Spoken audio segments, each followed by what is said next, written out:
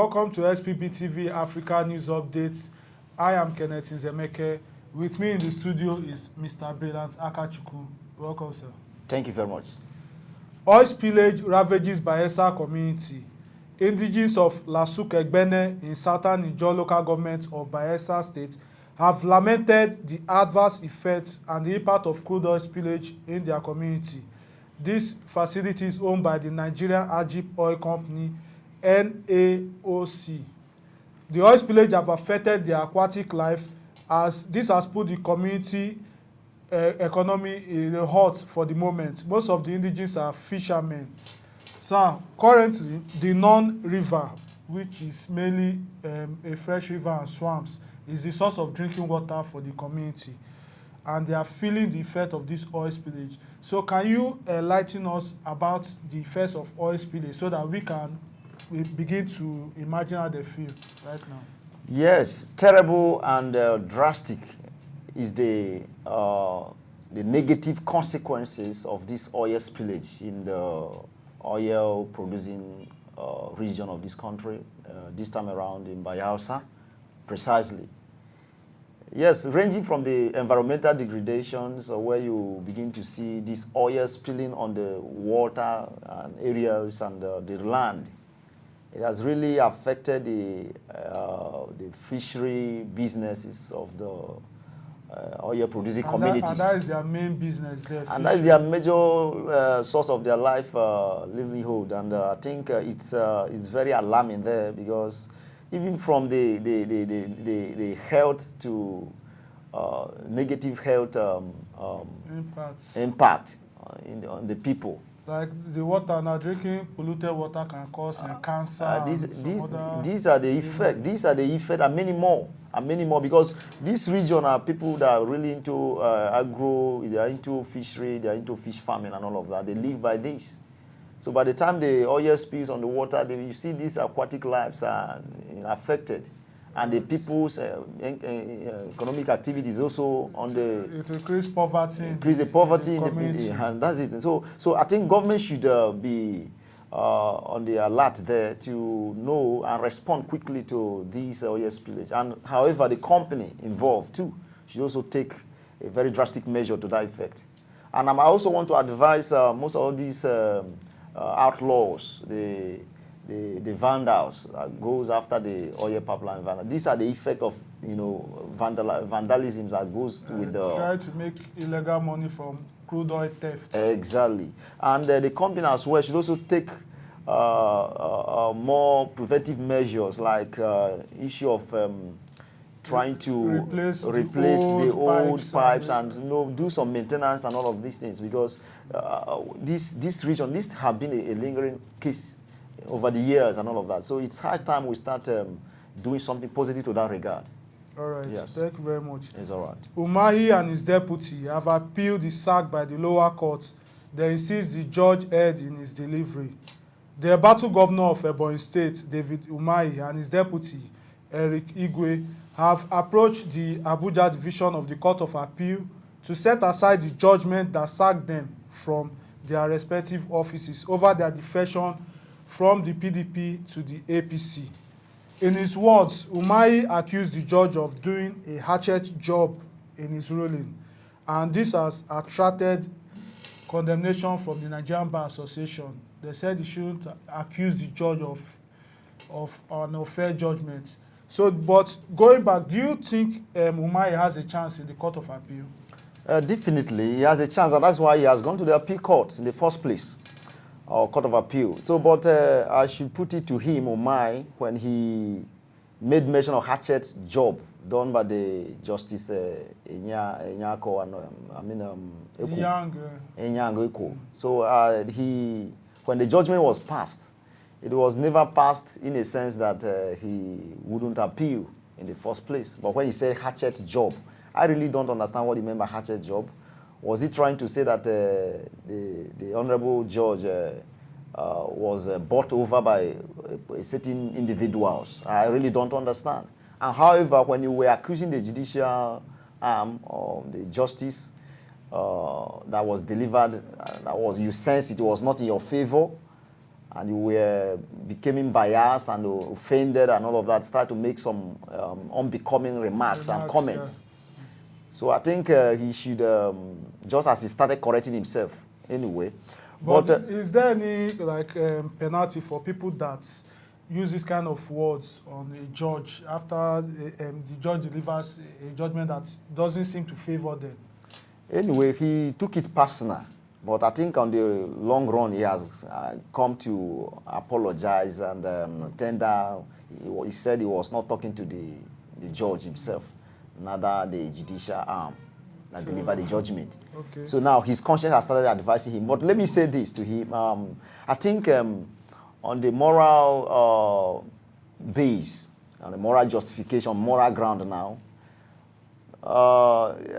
it's a high time our politicians start getting to advise themselves on the issue of cross-carpeting and playing political harlotry with people's mandate.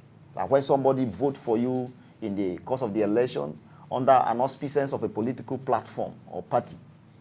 So you should do the needful to at least finish up the tenure. So if you really want to under the platform, under the platform that but in my own opinion, I believe that the electors, they vote for the candidates and not the party.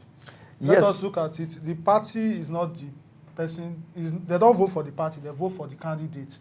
Yes. So don't you think somebody has the right? Maybe he is no more agreeing with his platform.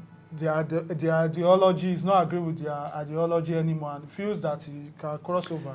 Yeah, you may say that, but don't forget that every political party has an ideology and a political structure.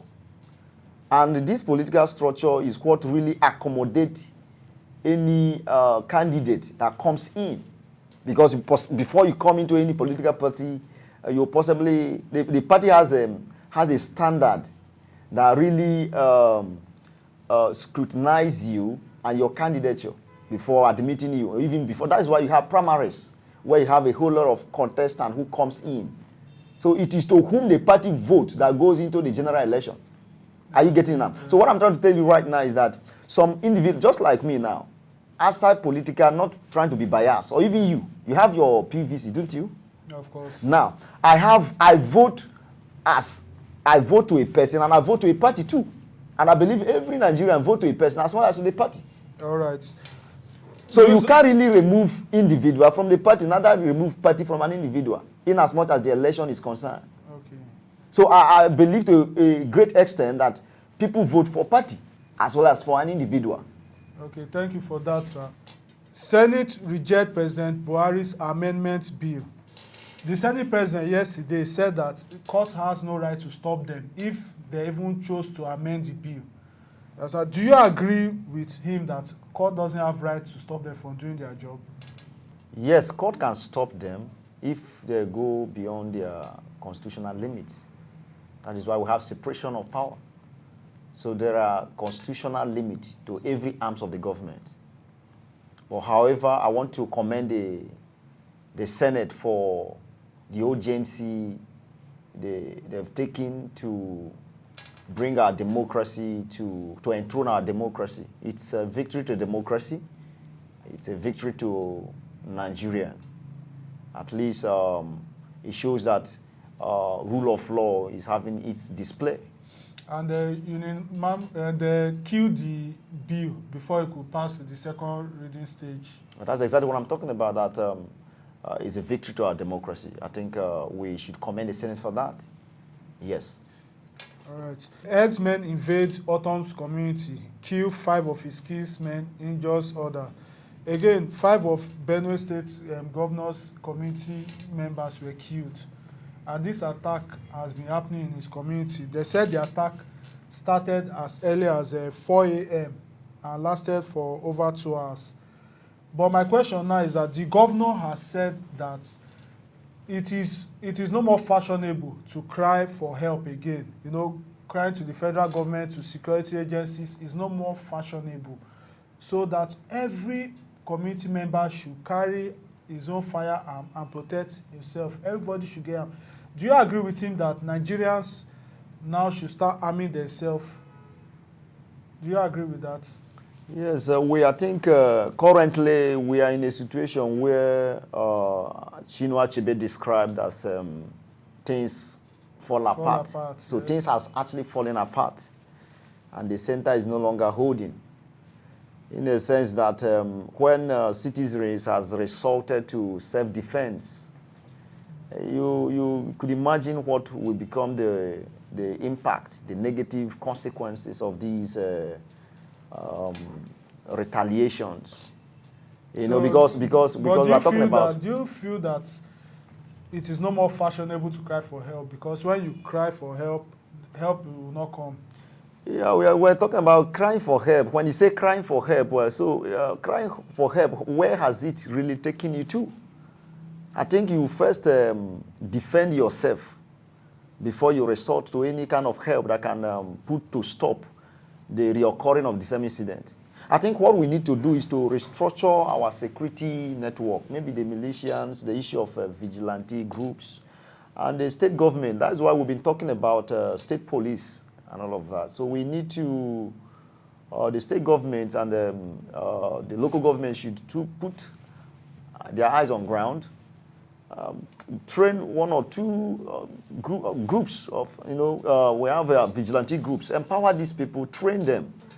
And although that is another topic we'll discuss on another day, the issue of state police. Okay. Because many people feel that politicians should take advantage of a state policing system, especially the governors. They'll start to live like supreme lord in their states, and opposition parties and opposition figures, they will not be comfortable again because he can use the security against them at his will. So you agree that Nigerians now should start arming themselves? Yes, it's really not arming yourself. But anyway, just like in a Western world where everybody is security conscious. Yes, I think where we have gotten ourselves into presently in this country, where you have an incident, a case of incessant killing or incessant killings and insecurity, fear and tension everywhere. So there are security approaches and security measures we need to start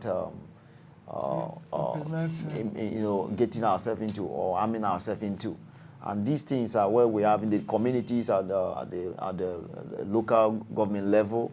When we have security personnel, vigilante, and all of these things, I think, and empowering them, not just having them, where you see the issue of herdsmen and all other people who come to attack them with some high sophisticated weapons and all of these things, and you're giving them cutlass and all of that. So this thing doesn't work.